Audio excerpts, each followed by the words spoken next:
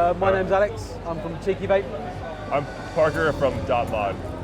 The biggest thing that people don't know, I think, about us is that we actually own our own manufacturing facility in China. That is new. I never knew that. Yeah, that's what really sets us. Is able to set us apart because when you're contracting your third-party companies. Yeah, it's a lot harder to have control over every aspect of. The biggest problem with China for me, like I like high-end devices personally. Billet boxes, DotMod IOs, they're all fantastic devices. But the issue we have when we go to China from the high-end market is that there's an element of personal touch is gone, but then the QC goes down the drain. I think that's your major saving point at the moment is that your prices are fair and competitive still, but you still maintain the quality of a non-Chinese manufactured product. I mean, I think it's also it really depends on the company itself too. There are some Chinese brands that do a fantastic job. They have extremely good reliability. Yeah. It's a value product. I quite like Vitek. Yeah, like Vitek, Vitek, Aspire. There's a lot of really reputable companies with low fail rates and everything. And then there's not many US companies or global companies using Chinese companies that have that quality that comes out of China from Chinese companies. Right. So I think you're onto a winner there with what you're producing at the moment. Well, that's exactly what we go for with every product, the design, the finish, and everything. Is that there's tons and tons and tons of beginner products. Yeah. Kits, sub-ohm tanks, pod systems, just cheap, not low quality or cheap or whatever, but just there's so much in the entry level market. You get the dot tank, didn't you? Yes. The RTA and the Stockpile version as well. Yeah, so in total we have the 22 RCA, the 22 standard tank, the 24 RCA, 24 standard tank, MTL RTA. I guess that's it now. But we have so many different tank styles. All have different qualities. I want to shop in London, and we still have like one customer mainly comes in every 3 or 4 weeks, buys a pack of coils from another reputable Chinese brand for his stock tank, and he loves it. And he's got that degree of what you got affordability, but quality as well, and style. Yes. Well, that's where we aim to place ourselves in the market. Is somewhere between all the just regular general products that are lower price points, and then there's it's a big jump for most people to go from a 30 to 50 pound kit, right, or basically general devices up to the high-end world. You go to the Modders Gallery and I've been in the high-end world. And I've seen the jumps because you can go down the high street and buy now you can buy your IO for about £80 retail. The G10s are a bit more, they're about 140-ish. 140, yeah. Then you're paying for that bespoke, which a lot of people go for, the bespoke aspect of it. But then as soon as you go into the high-end stuff like billet boxes, you're jumping up to 3 times the price. So you're $240 starting. You've got other stuff like Squonkers, £200, $300, and you guys you're at the lower end of the gap. Exactly. So you've got the high-end quality and styling, but on the high street pricing. Right. And then it's also a lot more accessible. Like if you've been in the high-end game, you know how hard it can be. There can be a mod you want, and it might take you a year to find it. Or to be able to have access to it through winning randomizers or lists. It can be really difficult to attain what you want. And then if one comes around, it's twice the price it should be. Right. So we try to be more accessible as well. Yeah. So your mods are not unobtainium. Right, and we like to have fun and make things like the G10 you have in your hand right now. Yeah. That's really hard to get. There's not very many of those made. No. So we like to do the general release stuff, just the regular colorless. Then you touch into the high end by offering the limited edition, Ultim, that sort of stuff. And so really all of our stuff is, we do basically 3 tiers of limited edition.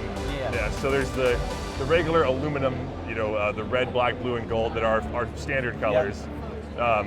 In that sort of finish. Right, in this sort of finish, and then so those are just available 24 or all the time. There's no real limitations on those.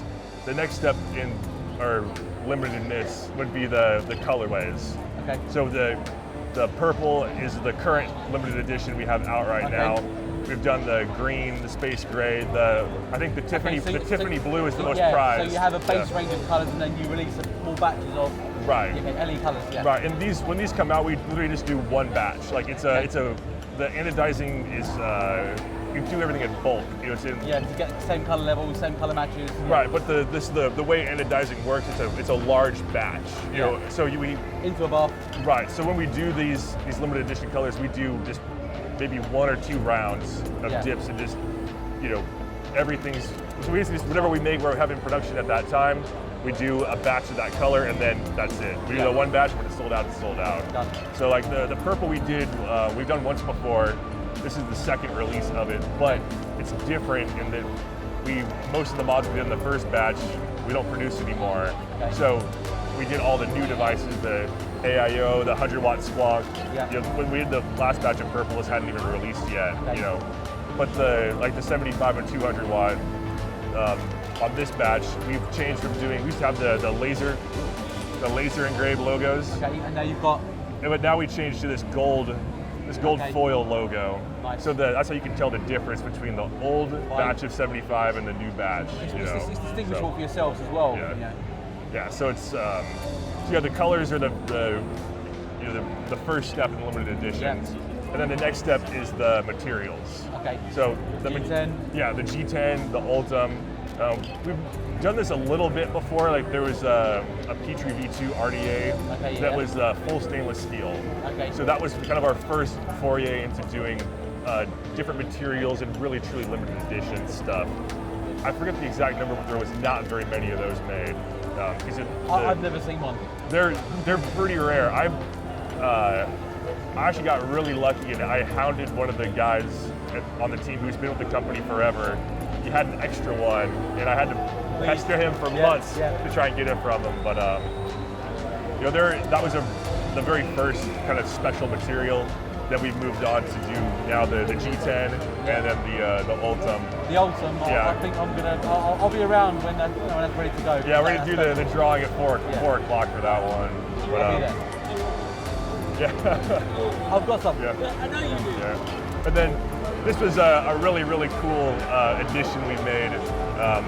It's a little bit dirty, I apologize. I've been using it all weekend. That's the whole point, these are affordable mods that you can use day in, day out, and they're customizable. That was never normal tip. Yeah, never normal tip. Mum's doors.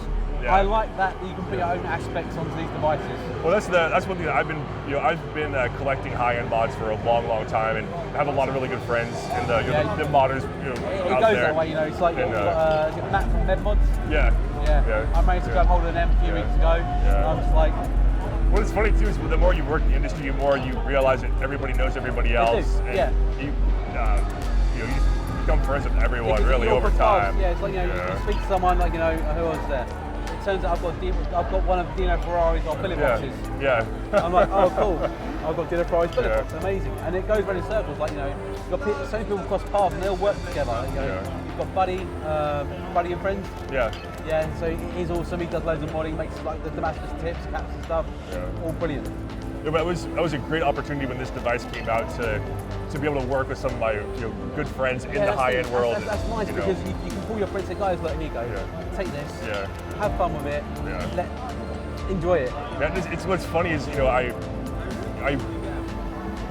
didn't really do it or talk to them about it because I thought we could make more money. It was just because I just wanted one for myself, honestly. Yeah. I said, what, Connor, make some doors.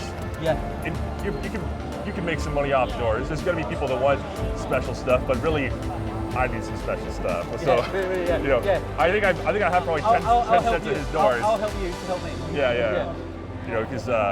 Because we don't sell them. DotMod doesn't make any money off the sales of his doors and stuff. But it's so much fun having we want to give them more opportunities. That's what I like about most of the high market, right? Is that people make stuff for other people's products. Yeah. Right. And it brings the community together a bit more by people going, look, we're all working together. You've got this guy. You've got Connor's doors. Yeah. I've got I have Connor's doors as well, right? And then you've got Ernie in Thailand who makes bullet buttons and stuff. And everyone sort of cross paths and you look at someone and you go, right, yeah, cool, so I can tell you every name that's on your bullet box. Yeah. You got Albert as well in Canada doing the Trap TRVP, Trap BB brands. His stuff, nice little stuff as well. So I wouldn't be surprised if he did some stuff as well at some point. Yeah, honestly, we're always open. I have some special projects going on right now for stuff I can't really talk about that's going to be compatible with this. Okay. That is going to be really crazy. So more bridges maybe? Awesome. Yeah, I can't see anything else, That's but fine, it's I've got coming. It's It's cool. coming. It's cool. No, don't say too much. Keep the. I will say there's very much a possibility there will be some components made in the UK very Okay. soon. Amazing. So we'll see.